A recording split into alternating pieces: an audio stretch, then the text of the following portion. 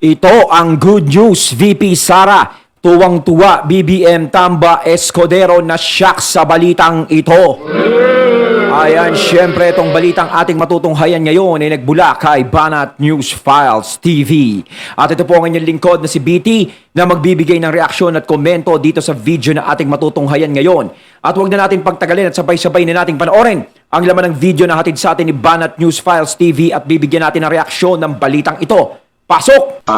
Good news po ang pag-usapan natin tungkol kay VP Inday Sara. Aba, dapat naman talaga puro good news. Ayan o. Bago natin simulan ang videong ito, nais ko nga pala magbigay ng credits dito sa boses na madidinig natin ngayon at bibigyan ng reaksyon. Walang iba kundi si General Macanas. Siyempre, suportahan natin yan, The General's Viewpoint. Tuloy natin. Naglabas na po ang Publicos Asia ng kanilang year-end survey. It was conducted November 29 to December 3 among 1,500 respondents. So, tinanong ang respondents, sino yung most approved among the top 5 government officials, sino yung may pinaka-highest na trust, sinong pinagkakatiwalaan nila. Okay, si VP Sara ang nangunguna, nilampaso niya lahat yung four other President, PBBM, Chis Escudero, Martin Romualdez, Chief Justice. Okay. So ito, Kita nyo naman yung tiwala ng taong bayan ay namumuo pa rin kay VP Sara. Nananatili pa rin siyang mataas sa kabila ng ginagawa sa kanya. 'Di ba? Ito yung ibig sabihin na hindi talaga umuubra ang kung anuman ang ibinibintang, ipinaparatang sa kanya, lahat ng mga ginagawa sa kanya hindi talaga umuubra. Kaya ang pag-asa na lang talaga nila kay VP Sara para si VP Sara ay mawala sa paningin nila ay yung impeachment. Kaya yun talaga ang pinupuspos nila. Kasi ayaw nila talaga itong tumakbo na sa susunod bilang presidente. Siyempre, nangangamoy, natatakbo si VP Sara sa pagka-presidente. Kahit wala pa siyang sinasabi pero parang nararamdaman ko rin. Siyempre, hindi naman papayag si VP Sara na ganyan-ganyan lang. No? Sila na ginaganyan ng pinagtutulong-tulungan, di ba?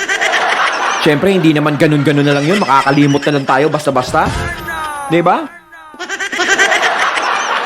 Kaya, ayan. Pinipigilan nila yan. Kasi kapag yung trust rate ng taong bayan ay nagtutuloy-tuloy pa rin kay VP Sara hanggang 2028, ay alam na kung sino ang mananalo bilang presidente. 'Di ba? Kaya yun ang pinipigilan nila doon. Kailangan mawala si VP Sara sa landas nila. Yun. mayroong post si E.B. Hugalbot 4 minutes ago. So, salamat Mr. E.B. Hugalbot. Magaling mag-research ito. Sabi niya, the unbowed rules. VP Sara Duterte remains the most trusted and still with the highest approval rating among the top 5 government officials based on Publicos Asia's end of the year survey. Survey period is from November 29 to December 3, 2020. Kita nyo naman yan Yung iba dinadaan-daan sa ayuda, pa-poster-poster ng mukha nila, pero wala pa rin nangyayari. Hindi ka pa rin inaakap ng taong bayan. 'Di ba? Ganun yun 'Di ba? Yun yung ibig sabihin na ang tao ay hindi mo basta-basta mabibili sa kakapiranggot na perang ipinamimigay at sa mga sardinas at noodles at bigas na pinamimigay. Ang importante pa rin sa taong bayan kung sino ang talagang may potensyal at karapat-dapat talaga na maglingkod sa mga tao. Yun talaga ang hinahanap nila. 'Di ba? Kasi kung aasa lang tayo sa taong bigay ng bigay, no? Walang mangyayari. Kailangan natin is yung kumikilos, hindi yung puro bigay. Kailangan yung kumikilos ka kung paano uunlad yung bansa. Hindi yung parang ginagawang palamunin lang kaming mga taong bayan. 'Di ba? Kailangan kumilos para umunlad ang bansa, ang mga tao bigyan ng trabaho, ang mga tao tulungan ng mga 'di ba? Ang problema namimigay kahit walang pandemic, Kahit walang kalamidad, di ba? Kala mo TV show, tuwan-tuwa sa pamimigay. Diba? Base or respondents is 1,500. Oh. After more than 2 years of relentless demonization, powered by a multi-million demolition job by Martin and his minions. Ito, binabasa ko lang post ni E.B. Hugalbot. And even after what happened in the lower house, where the Vice President uttered her now infamous line suggesting her revenge from the grave, should anything happen to her, she's still queen of the jungle, not the cat or the frog, nor the crocodile. Unsurprisingly, after billions of pesos of ayuda, Martin Romualdez still cannot lift himself from the bottom. Pathetic loser. Kaya nga eh, 'di ba? Lumalabas na parang nagsasayang lang tayo ng pera. Tayo hindi siya. Kasi ko naman, kanino ba naman yung pinamimigay niyan? Siyempre hindi naman sa kanya nang gagaling 'yan. Okay lang sana kung sa kanya nang gagaling. Yan ba papayag na sa kanya manggagaling ipamimigay sa mga tao? 'Di ba? Siyempre hindi ka papayag. So siya saan nang gagaling? Yung ipinamimigay niyan, yung pinamumudmud sa lahat ng mga taong bayan, syempre sa atin din. Sa mga taong bayan din na pinamumudmuran niya. Sa atin din lahat. 'Di ba? Parang ginigisa nga rin na, parang ginigisa natin yung sarili natin sa mantika. Sa sarili nating mantika. 'Di ba? Kaya hindi mo masasabi talagang bukal sa loob mo ang pagtulong. Dahil sa taong bayan naggagaling naman talaga yung itinutulong. 'Di ba? Ang bukal talaga sa kalooban mo na pwede mong ilagay ang pangalan mo sa lahat ng mga itinutulong mo ay dapat nanggagaling sa sarili mong bulsa. Pero kung nanggagaling sa bulsa ng taong bayan, sa pera ng taong bayan, yung pondo ng taong bayan, hindi ka dapat naglalagay ng mismo mong pangalan. 'Di ba? Hindi dapat ganoon. Pwede naman DSWD. 'Di ba? Yung mga ahensya pwede mong ilagay diyan. Bakit pangalan mo pa ang kailangang ilagay? 'Di ba? Kaya hindi malalansa yung mga tao dahil alam ng mga tao kung kanino nanggagaling yung ipinantutulong din sa lahat ng mga tao. Okay, so ito na.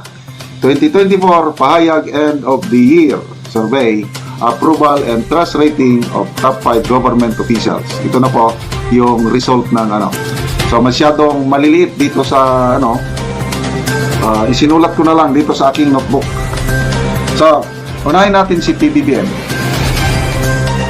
Nilagay ng Public Asia yung third quarter na rating nila at yung fourth quarter, itong end of year. So, si PBBM, nung third quarter, ang kanyang approval rating is 41%.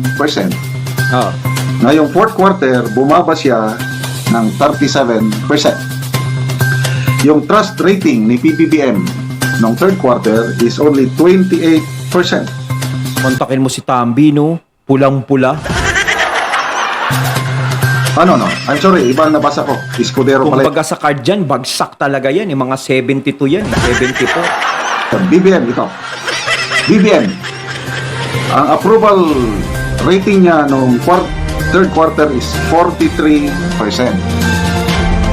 Ngayong fourth quarter, 33% na lang. Bumaba. Ang trust rating ni PBBM nung third quarter is 32%.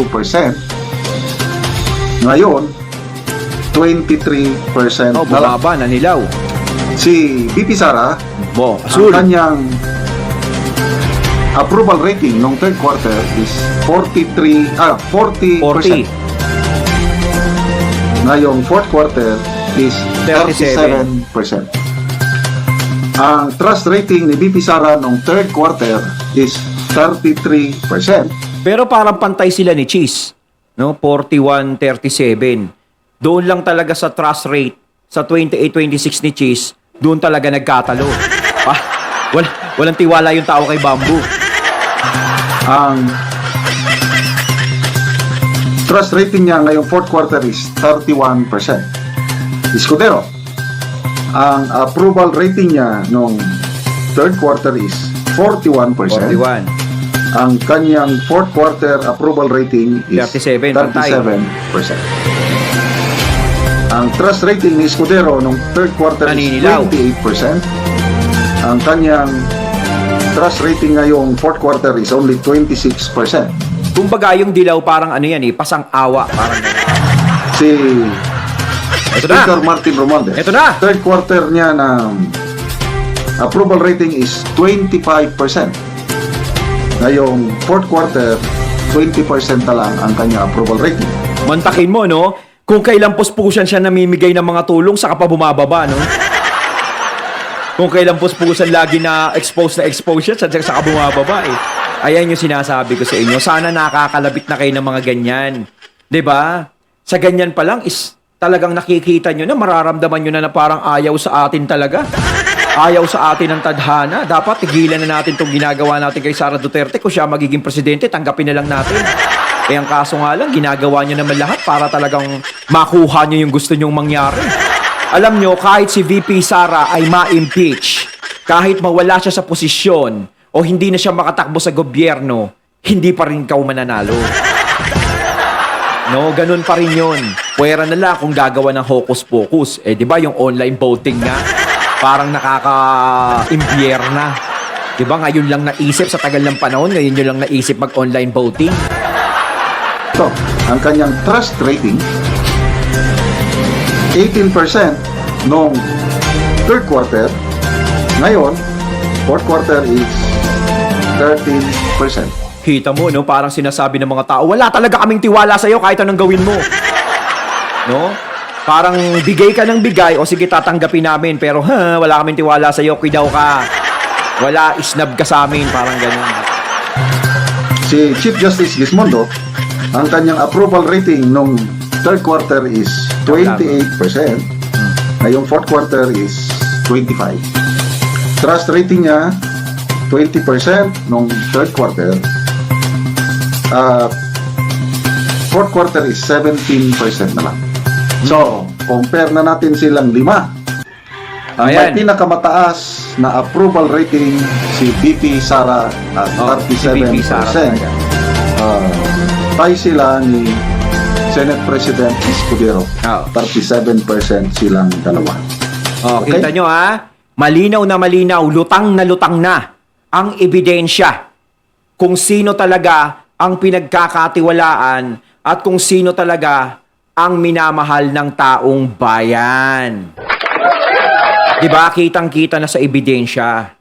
Kaya yan ang nagtitrigger sa kanila para ganyanin si VP Sara.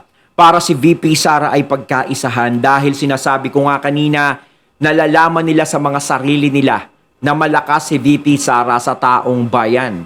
Minamahal siya ng mga tao. O puwera dyan ha, huwag magre-react yung mga antay sa Duterte. Bahala na kayo sa buhay niyo mag-isip.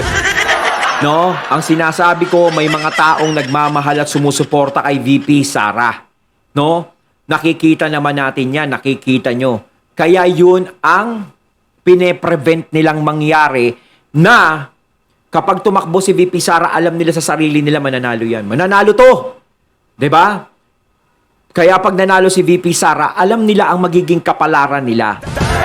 'Di ba? Papasok sila sa banga dyan. Magbibilang ka ng mga dyan, ng mga ng mga iimbestigahan dyan. Oh, yun ang ayaw nila eh. 'Di ba? Yun ang ayaw nila mangyari. Kaya talaga, para hindi mangyari yung ganung bagay, kailangan mawala si Sara Duterte sa landas. 'Di ba? Pag nawala si Sara Duterte at hindi na siya makatakbo, ligtas na tayo lahat. Tuloy ang piyesta, tuloy ang birthday. At ang pinakamataas na approval rating pala yun, sinabi ko, I'm sorry, baka ang may pinakamataas na approval rating among the top 5 government officials ay si VP Sara at saka si Senate President Escudero at 37%. Kontakin mo, pinagkatiwalaan ka pa. Approval. Ang may pinakamataas na trust rating for fourth quarter, si VP Sara at 31%. Pumapangalawa si Escudero. Senate President Escudero at 26%. Pumapangatlo si Chief Justice Escudero. Trust rating ang may pinakamataas si BP Sara, 31%. Sumunod si Escudero at 26%. Pangatlo na lang si BBM at 23%. Pang-apat si Chief Justice Gismon. Mantakin mo, naungusan ka pa ng Chief Justice. Samantalang hindi naman masyadong matunog yan, Chief Justice na yan. Hindi nga masyadong expose yan. Mantakin mo, ikaw expose ka ng expose, no? Hey! Oh! Kita mo, walang nangyari. Sayang lang oras mo, sayang lang yung kakasigaw mo, sayang lang yung pagod mo. Mantakin mo, naungusan ka pa ng Chief Justice. Baka pag naglaban kayo sa eleksyon ng presidente, baka manalo pa yung Chief Justice. At 17%, pinakamababang trust rating ay si Speaker Romualdez, only. Kaya kung ako sa kanila, sa Kongreso, tigil-tigilan nyo na nga yung ginagawa nyo. Wala din namang nangyayari. 13%. Actually, ang pinakamababang score si Speaker Romualdez. Yung approval rating niya, siya rin ang may pinakamababa, 20. Okay, yung pagbaba. Nako, grabe ang pagbaba ng rating ni PBBM. Yung approval rating niya dati 43. Ngayon, 33 na lang, bumaba siya ng 10%. Yung trust rating. Kaya bumababa yan dahil sa mga taong nakaikot sa kanya. 'Di ba? Yun yung nagiging problema eh. Kasi kung hindi siya nadidiktahan o talagang pinaninindigan niya yung pagiging presidente, pinapakita niya na presidente ako ang dapat na susunod dito, wala sanang problema. Siguro ang unity team hindi pa wasak yan. Hanggang ngayon buo pa. Kaso nga lang ang problema, mas pinapakinggan mo pa yung mga alitap-tap na nasa sagigilid. Kaya nagkanyan-ganyan ang di ba? Pati siya is nadamay na, nahawa na, hawa-hawa na yan. Di ba? Niya, dati 32, ngayon 23 na lang, bumaba siya ng 9%. 10 and 9. Samantalang si BP Sara, bumaba rin. Kailan ang pagbaba ng kanyang approval rating from 40 to 37, 3% lang ang binaba malapit sa approval rating ni BP Sara. Samantalang ang kanyang trust rating bumaba rin. Kailan? From 33 to 31, 2% lang ang kanyang ibinaba. 2% lang. Okay? So, Malapit pa rin. doon mo na makikita ang taong bayan hindi nila maluloko. Oo. Hindi nabibili ng pera at sardinas at noodles. Nagsimula yung WhatCom, kailan nagsimula yung Committee on Good Government, kailan siya nag-imbestiga. 3 months na. So dapat sana, kung epektibo ang paninira nila kay BP Sara, dapat sana bumulusok na yung rating ni BP Sara. Dapat sana, yung nangyari kay Vice President Jejomar Binay noong, kailan ba yung 2010, nangyari na sana. Kaya lang, iba si BP Inday Sara, hindi nila kaya. Hindi nila kaya talaga. Ng mga comments, Kita mo, tumatagal nahihirapan sila, hindi nila basta-basta mapabagsak. Kasi alam naman, alam naman nating lahat, taong bayan yung nasa likod ni VP Sara. Kung sakasakaling magka-problema, taong bayan ang sumisigaw para sa kanya. Pinagtatanggol siya. Diba? Si E.B. Hugalbot, sabi niya, kawawang tamba. He may have all the money in the world, but not genuine love, loyalty, and respect. Ayun nga nasa kanya na lahat. Nasa kanya na ang lahat. Pati nga pera natin, sa kanya na rin 'Di ba? Halos inaaksaya na lang pamigay dito, pamigay doon, pamigay diyan, pamigay ganoon. 'Di ba? Tapos ganyan lang nangyayaring resulta, walang pagbabago. Walang progreso And for that, he is the poorest man I know. Kumbaga hindi, walang nagmamahal sa iyo.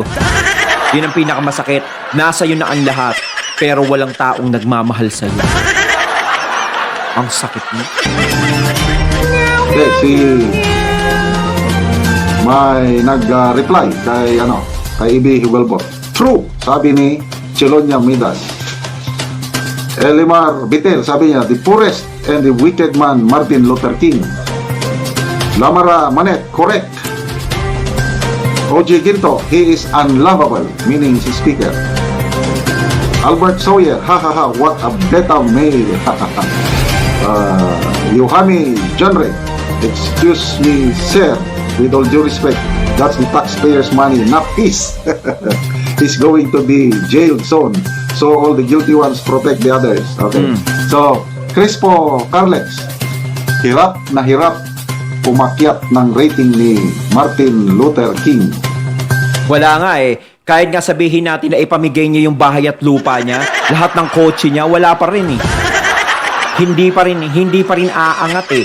Kasi nga alam ng taong bayan kung ano yung ginagawa niya. 'Di ba? Kahit tinatanggi niya yan eh. Hindi naman tanga ang taong bayan, hindi kami tanga. Alam namin kung ano ang nangyayari. Alam namin kung sino ang mga taong nasa likod ng ganyan kay VP Sara. 'Di ba? Hindi naman kikilos yung mga kongreso ng ganyan kung wala naman taong pumupukpok dyan. Mariosep, ano yung gusto lang nila? Iba yung spelling ng Luther, hindi yung L-U-T-H-E-R. Luther na, basta from the word Lut. Nona Ferrando, solid Duterte forever. Ausbach Marie, sa kanilang lahat, si Sara lang ang mapagkatiwalaan. Ang iba dyan, pera-pera lang, kaban ng bayan. So, daming mga comments na pabor kay BP Sara. Salamat sa Publicos Asia sa inyong survey. Isa sa pinagkakatiwalaan kong survey group ang Publicos Asia. Ayon, at ating natunghayan ng video na nagmula kay Banat News Files TV at syempre natunghayan natin ang boses na yun na binigyan natin ng reaksyon na nagmula kay General Macanas. Kayo mga katunay, anong masasabi niyo tungkol dito? Comment lang po kayo sa comment box. So once again, I'm BT and I'm out. Peace.